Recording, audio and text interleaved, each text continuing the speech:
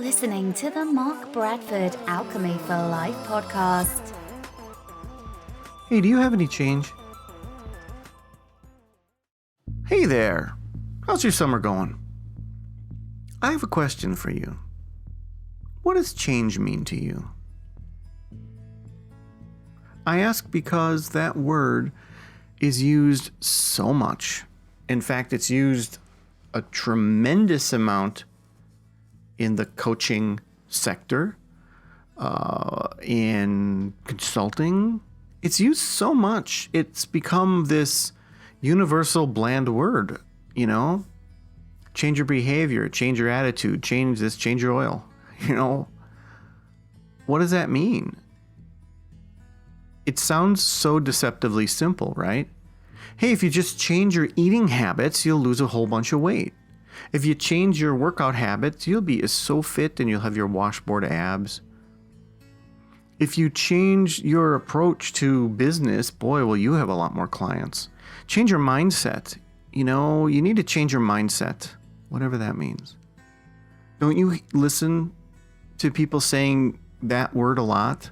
Don't you hear change an awful lot? In fact, you hear it so much that you don't even believe it's a word anymore. It means nothing. For me, it's lost its meaning when I see it. When I see people making posts and make Instagram graphics and stuff on, LinkedIn and everywhere else. When I see change this, change that, I think, oh, okay, what do you want? What do you want from me? What does that mean? What does change actually mean? So I want you to think about what it means to you, if it even means anything, because you're either going to have a feeling of, well, I know what change is. I went through a tremendous change in my life. Okay, you went through a change, so something probably changed you. But what I'm talking about is change. If someone says, what are you going to do today?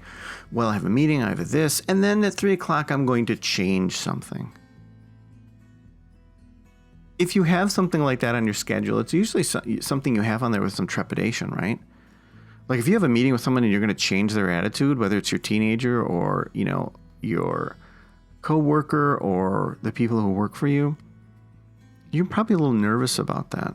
Anytime you sort of affect change in another person, it can be, a little nerve-wracking, right?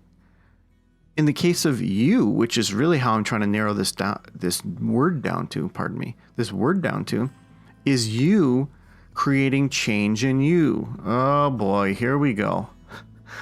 That's when my eyes roll and I'm like, I'm done. You need to create change in you. Aha. That's the definition I'm looking for here in this conversation. You need to change you. And now you throw down your headphones and say, done. Because that's what I would do. Well, no, not really.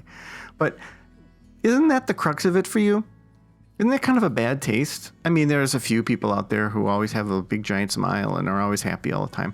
But a lot of people, normal people like me, like you normal listening person, you just have a weird taste in your mouth when someone says, you need to change you. Well, I don't want to change me. Or, well, that sounds complicated, or that sounds painful, or that sounds uncomfortable. Right? Isn't that really where that bad taste comes from? Is like how uncomfortable it makes you feel? If you've been asked in the past to change, you probably took a great big deep breath and went, oh my God, what do I do? I mean, is this, I guess, okay. I mean, apply it to a relationship. Imagine being in a relationship and your partner, the person you're in love with, or you have this serious relationship with, comes up to you and says, yeah, you're going to need to change. Okay, how about I do that and then I'm going to go get a snack? For you, that might mean the end of the relationship for one reason or another. Either it's because this is really, really uncalled for the person to ask you to change because that's not appropriate, or you really do need to change and it's nice of them to give you that option, but there's no way you're going to change because it's too ingrained in you. Or you really do change? We don't hear about that a lot. Just like in business. Just like in business, your boss comes up to you and says, yeah, we're going to need to change this, or you're going to need to change.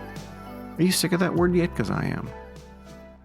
But either you've been in that position or you can imagine what it's like to be in a position where your boss, the person who has an awful lot of control over whether you have any money anymore, decides that you need to change. And then you want to know why they want you to change. And then you want to know what they want you to change. Then you want to know how they want you to change. And then finally, you kind of look at them and say, do you need to change too? Are you doing this thing you're kind of imposing on me? Right? Did I get that right? Did I get the whole psychological roller coaster? Because I think that's the way it works. So it's a big deal. The reason I spent 5 minutes telling you about this one word is because it's thrown around like it's no big deal. And it is a huge deal. Like so much of this stuff that coaches and people who are change agents talk about, people who are experts in change management, they talk about this, but they don't really tell you what it really means. So now that you kind of have an emotional feel for what this whole change is, you're frightened. It's okay. It's okay. I'm not going to hurt you. It's okay. I mean, right? And you're going to say, no, I'm not. I've changed before and I've done this and I'm strong. Well, okay. But change is a wonderful and dangerous thing, isn't it? I mean, if you got this far in life doing the stuff you're doing and you decide you're going to make a big change, why would that scare you? Well, because a lot of what you do has probably worked. Well, no, I've always been unsatisfied with this. Yeah, but what if you change the wrong thing? Plus, while you're trying to change, you're still getting along doing that thing you've been doing all of your life. You know what I mean? You can't just wake up one morning and say, oh, now I'm completely different. You still have to run your life the way you were running your life. But now you have to kind of add this change, like some frosting on top of it. That's the way this works, right? And it sounds a lot like that whole balance sheet thing again, where like you got to keep everything in balance and you got to be aware of what's going on, right? I mean, if you're trying to change your diet because of your eating habits, well, there might be a good reason why your eating habits developed in such an odd way. Maybe because of your job or because of your kids, you eat a lot very quickly, or you eat only once a day, which messes up your blood sugar, and you're dipping and going up and down and up and down. You know, there's a lot of stuff in place that we can't just say, well, now you need to change. So every time I research something like, behavioral changes in this NLP stuff and all this other stuff, it always drives me back to that thing I created years ago, which is the balance sheet. None of this stuff is going to happen. None of this stuff's going to work for you unless you map out what it is you are already doing. So you can get caught up in the $1,000 seminar. You can get caught up in the books. You can get caught up in the guy with the hat on who yells at you. You can get caught up with the guy who's super tall and has really nice teeth who tells you to live with passion and all that stuff. That's fine. Good for them. I'm not faulting them. But I'm saying there's a lot more than a 10-second clip or even a 2-minute clip or even a 10-minute podcast like mine. But I want to spend this entire podcast getting you to really understand what change is before you even make a change. So don't. Listen to this. Think about what change means to you so that when you're terrified of it or you're afraid of it or whatever, you can say, well, there's a good reason I'm afraid of it because I've changed before and it really screwed everything up. Or I don't know if I have the stamina to change. I got everything else I'm doing, my family and work and If you don't recognize that, you're not going to change. There you go. So please, recognize what's involved in change before you even change. I can't believe how many times I've said that word to you. You might want to listen to this podcast again. You might want to listen to this podcast the next time you're about to change something, the next time you're about to take the plunge on something. Just because it should make you feel like a human, because you are a human and it's okay to be afraid.